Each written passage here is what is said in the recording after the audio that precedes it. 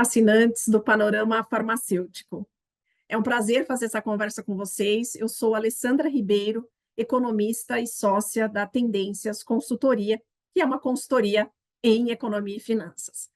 Bom, o que eu vou passar para vocês hoje é uma ideia de como está, né, o panorama atual da economia brasileira e o que nós esperamos para os próximos trimestres, e aí com foco, inclusive, em 2025, para a economia e para o setor farmacêutico.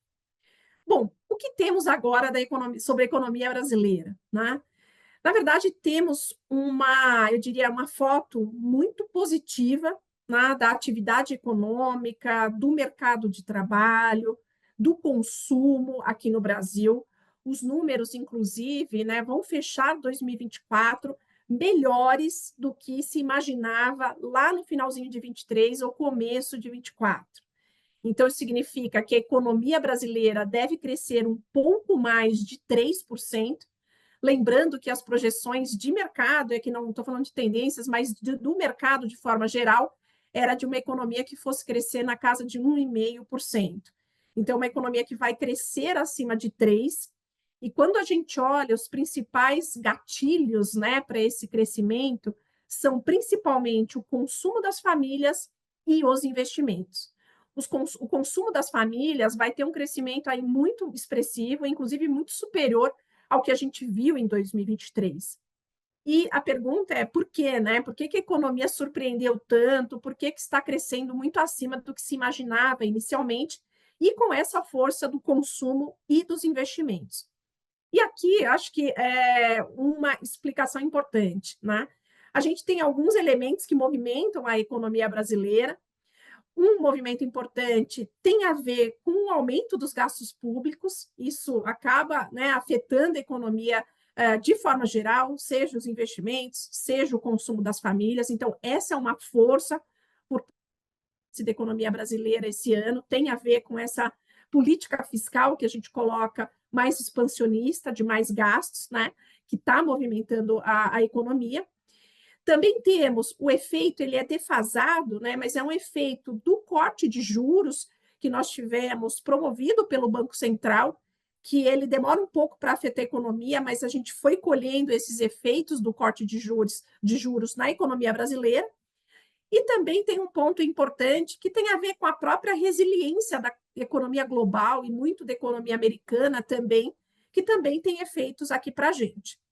Focando muito no né, que é o elemento importante para o setor farmacêutico, a gente tem muito a força do mercado de trabalho. Então, o mercado de trabalho crescendo bastante esse ano em termos de vagas e de salários, num conceito aqui importante, que é o da massa de renda das famílias. Essa massa de renda deve crescer 7% em termos reais. E essa massa de renda nada mais é que a composição de empregos que são gerados com o salário médio. Então, a gente observa mercado de trabalho muito dinâmico, a massa de renda das famílias crescendo bastante e o crédito às famílias também, por causa desse efeito que a gente viu dos juros, também com crescimento expressivo. Então, isso explica por que o consumo está tão pujante. E isso, né, bate aí no varejo de forma geral, e trazendo as nossas projeções para esse ano, para o setor farmacêutico, a gente faz essas projeções em cima das pesquisas do IBGE, inclusive da pesquisa de comércio do IBGE, que tem abertura específica para o setor farmacêutico. Nós projetamos um crescimento de 14,5% esse ano. Então, a gente vê um setor, na verdade, muito dinâmico. Quando a gente faz uma alta acumulada, né, se a gente pegar, o último dado que a gente tem é setembro, de setembro de 2020 a setembro agora de 2024, a gente tem uma alta desse segmento de cerca de 38%. Então, é um segmento que vem se destacando dentro do varejo. E o que nós esperamos para 2025, né, olhando aí os próximos trimestres? O que nós esperamos é uma tendência de desaceleração da economia brasileira, e isso, obviamente, né, a economia perdendo um pouco de força, isso bate no mercado de trabalho, bate na renda das famílias e bate também no consumo. Então, o que nós esperamos, em linhas gerais, para 2025 é um cenário de menor crescimento. Dá para falar que é um cenário ruim, um cenário de crise? Não, não é isso. o que a gente vê é uma tendência de que a economia vai crescer menos e isso também vai afetar o consumo.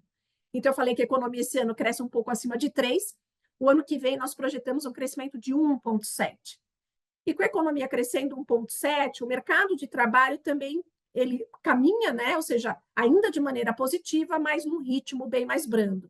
Então, esse conceito de massa de renda que eu passei para vocês, que esse ano cresce 7% em termos reais, o ano que vem deve crescer 4%.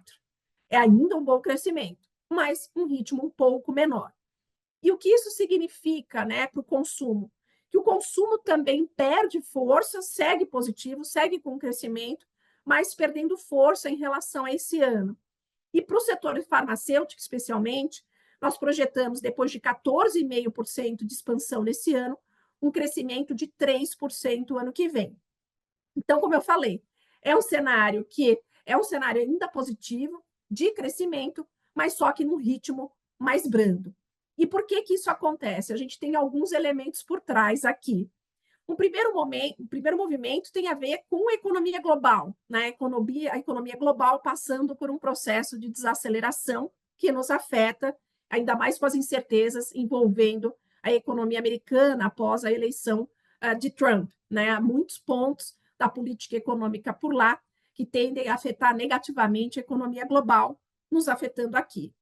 O outro ponto é que o Banco Central brasileiro está subindo juros para controlar mais inflação.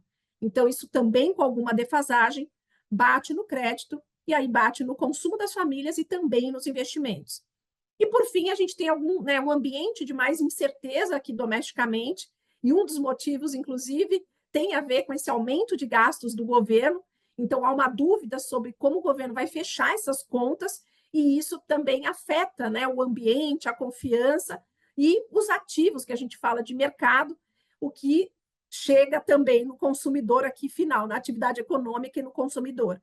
Então, esses elementos, seja economia global, sejam os nossos elementos aqui domésticos de alta de juros para controlar a inflação e a incerteza em relação às contas do governo, que devem afetar essas condições, né, de consumo das famílias e aí a desaceleração esperada para 2025. Bom, acho que é isso. É um prazer de novo falar com vocês e até a próxima.